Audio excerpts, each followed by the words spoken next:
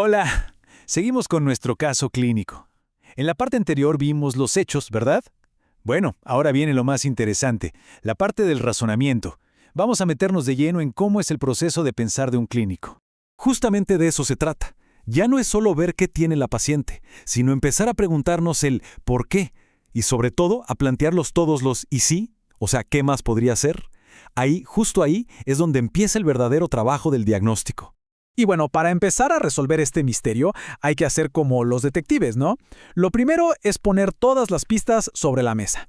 Así que vamos a repasar los datos clave que tenemos hasta ahora. Ok, a ver, tenemos paciente embarazada de 18 semanas. Lleva una semana con febrícula, esos ganglios cervicales dolorosos y malestar general. Un dato importante, no hay exantema, o sea, no tiene erupciones en la piel. Todo esto junto, ¿qué nos dice? Pues nos pinta el cuadro de un proceso infeccioso sistémico, que no es ni superagudo ni crónico, es subagudo. Perfecto. Ya con los datos organizados, ahora toca interpretarlos. Hay que buscar esos signos que más llaman la atención, esas pistas que nos van a dar la primera dirección a seguir. Y aquí hay uno que salta a la vista, las alenopatías cervicales. Esos ganglios inflamados son básicamente el sistema inmune avisando que está luchando contra algo. Así que nuestra primera gran sospecha tiene que irse sí o sí por el lado de las infecciones.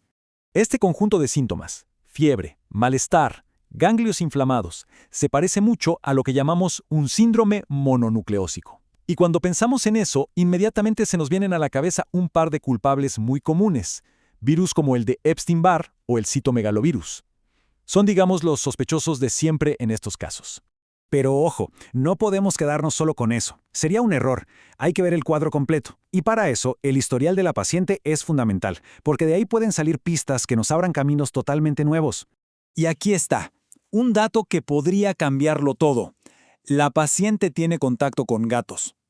Esto en medicina es una bandera roja. Inmediatamente tenemos que pensar en zoonosis, o sea, enfermedades que pasan de los animales a las personas. Y hay otra pieza más en este rompecabezas que viene de sus hábitos. Nos cuenta que come carne poco cocida. Listo. Otra línea de investigación se abre de golpe, las infecciones por parásitos que se transmiten por la comida. Entonces, a ver, tenemos virus y parásitos como los principales sospechosos. Pero un buen razonamiento clínico no se detiene ahí, hay que ser exhaustivos. ¿Qué más podría ser? Bueno, no podemos descartar del todo infecciones por bacterias o incluso algunas enfermedades inflamatorias o de la sangre, aunque por cómo se ha presentado el cuadro parecen menos probables, pero hay que tenerlas en el radar.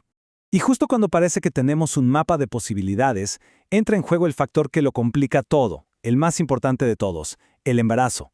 Porque aquí no estamos pensando en una sola persona, sino en dos. Y esa capa de complejidad es crítica. Claro, porque la gran pregunta no es solo ¿qué tiene la madre? La pregunta es ¿esto puede afectar al bebé? El riesgo de transmisión vertical, de que la infección cruce la placenta, se convierte en la máxima prioridad. Y cuando hablamos de ese riesgo, de infecciones en el embarazo, hay un grupo de enfermedades que siempre tenemos que considerar. Se las conoce por el acrónimo TORCH. Son básicamente los agentes infecciosos más peligrosos para el desarrollo del feto.